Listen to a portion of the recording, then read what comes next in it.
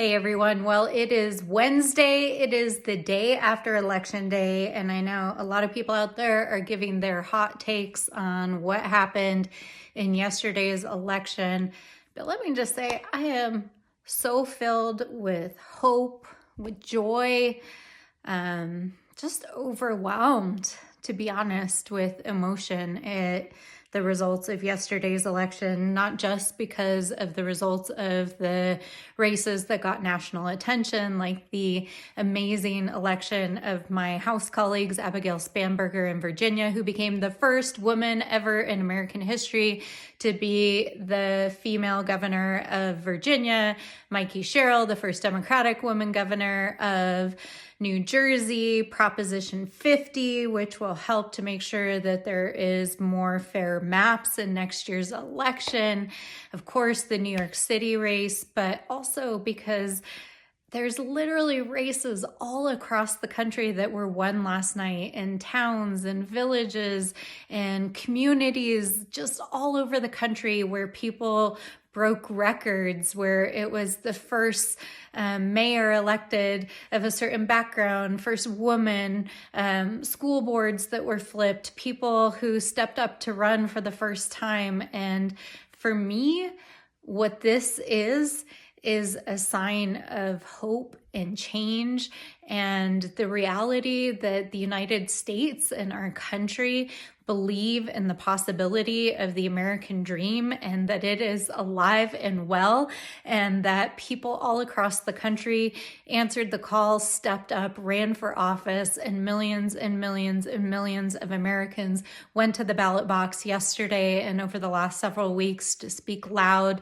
to speak clear, and to say that we believe in this country and the promise of our democracy and representation. And so I just want to say to all of the candidates out there, thank you for running. Thank you for winning. Thank you for all of the work that everyone did out there to help these candidates get elected.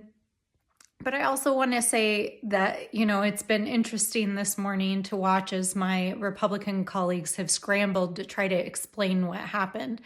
And it's always interesting because I think part of the strength of the president is that he does have his finger on the pulse of certain things that happen here in this country. And he was very clear that it was a referendum on him and the shutdown and what's happening in Congress, even as his allies in Congress tried to say, oh, it was not a referendum on what's happening.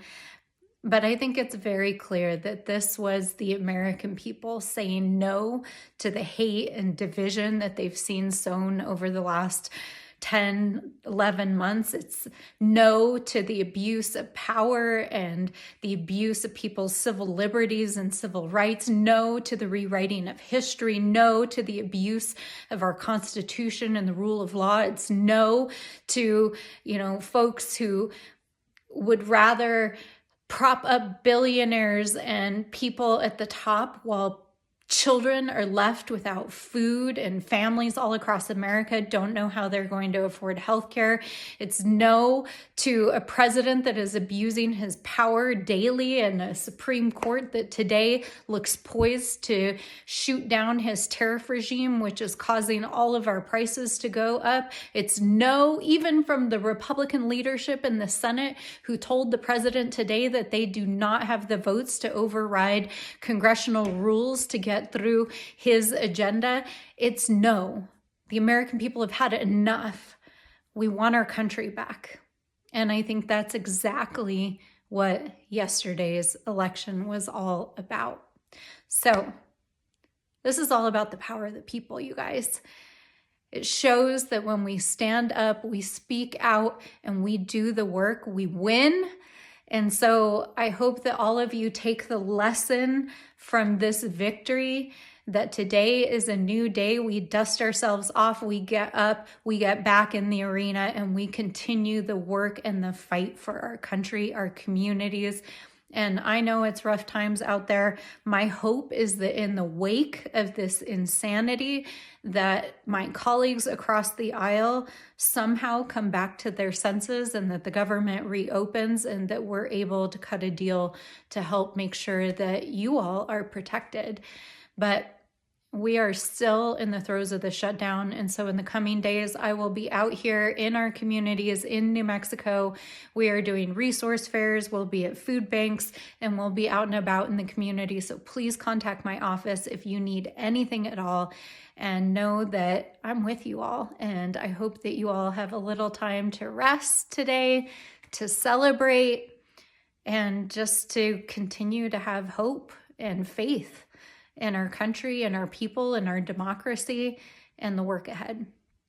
So I hope you guys have a great day. See you all soon.